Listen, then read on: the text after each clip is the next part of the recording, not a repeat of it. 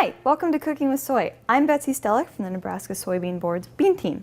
And I'm at the Midtown Hy-Vee's kitchen classroom today, and we're learning how to cook soy food recipes for kids.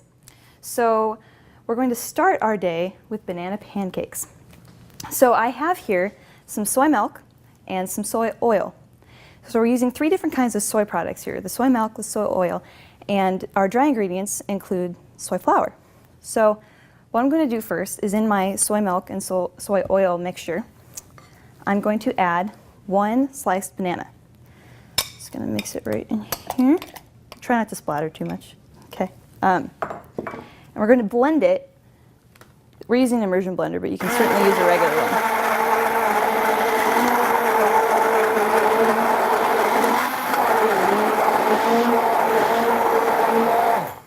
Okay, so now that we've got our wet mixture all blended up, we're going to add it to our dry mixture, which again has flour, soy flour, and a little bit of baking powder.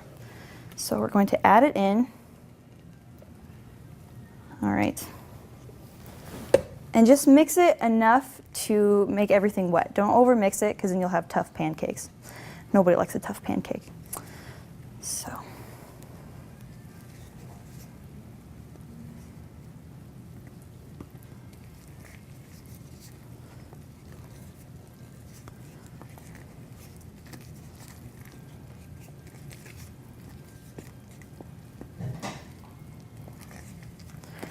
Okay, so now that we've got all of our ingredients mixed up, I'm going to add in another sliced up banana.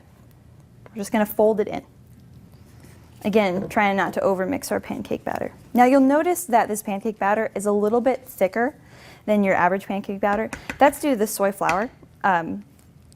Soy flour tends to give things not only a nuttier flavor, but also a denser, cakier texture, which is pretty good in this pancake recipe. So using about 1/4 cup for each pancake, we're just going to spoon a little bit of it on our griddle, which we have over medium-high heat. Okay. And since it's a little bit thicker batter, it won't bake like a regular pancake. You won't see the bubbles on top. Instead, you'll know it's time to flip them when bubbles appear around the edges. So it'll take about 2 minutes on each side. So another pancake.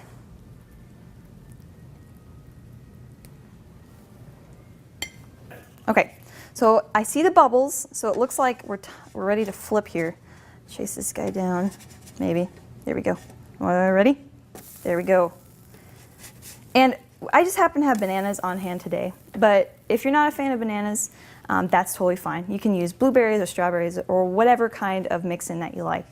I'm just a banana fan, so we're just doing bananas today. So just give them a little pat down, since they like to puff up sometimes, and just let them cook for another 2 minutes.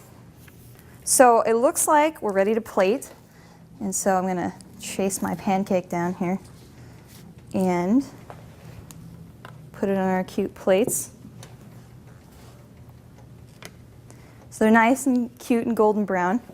And I'm just going to top it with a little bit of butter, because you can't have a pancake without butter. And, oh my gosh, they smell so good. And a little bit of Heart Healthy maple syrup. There we go.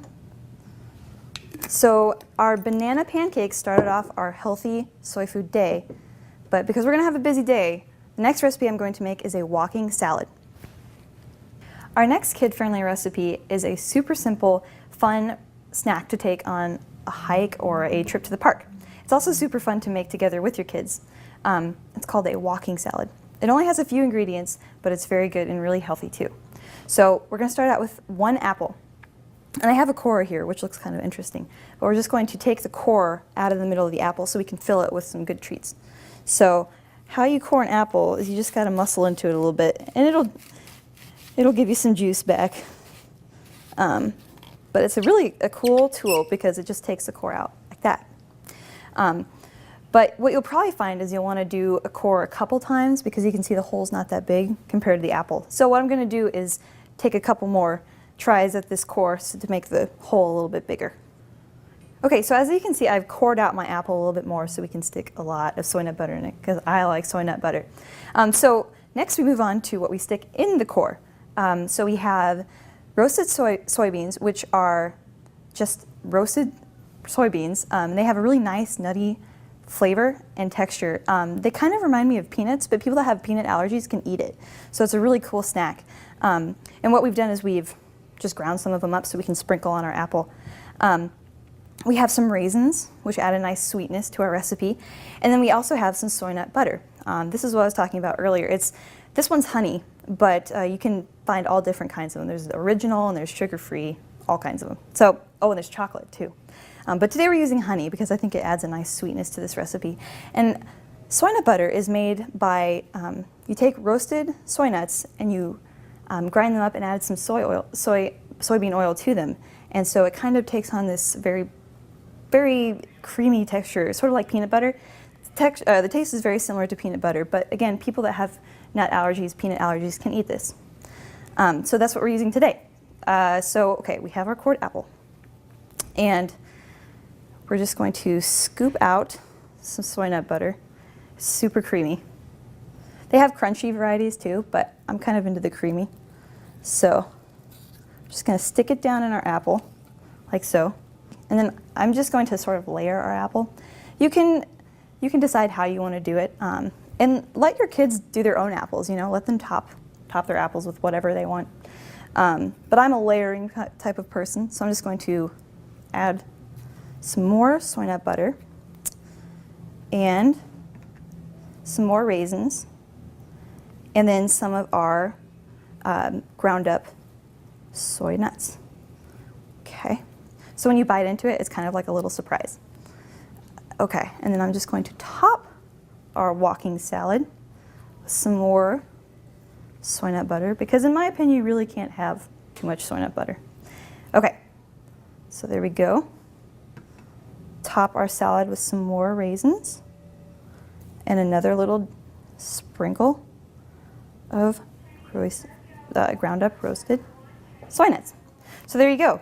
Here is your walking salad that you can take to the park or on a hike together.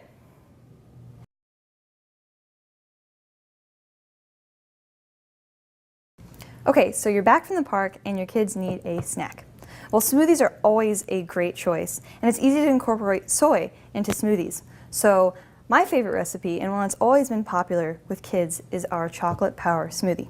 It's really simple to make. It goes in one blender and it takes seconds.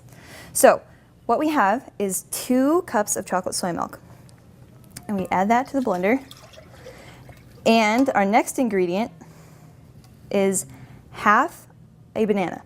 So it adds a little bit of nice texture and banana flavor.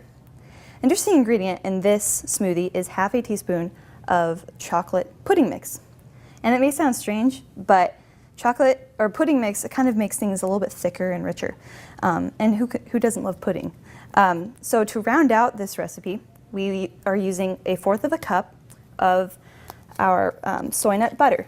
So it gives it a nice nutty flavor. Okay. And then finally, we will add 2 cups of crushed ice. Okay. Then you just blend it up.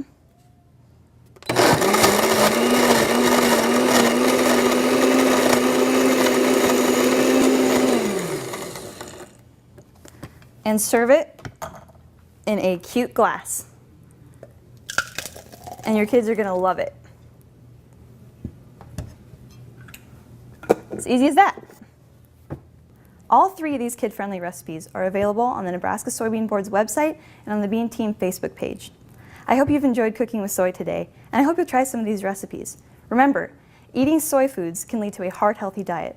The Nebraska Soybean Board encourages you to eat well, eat soy.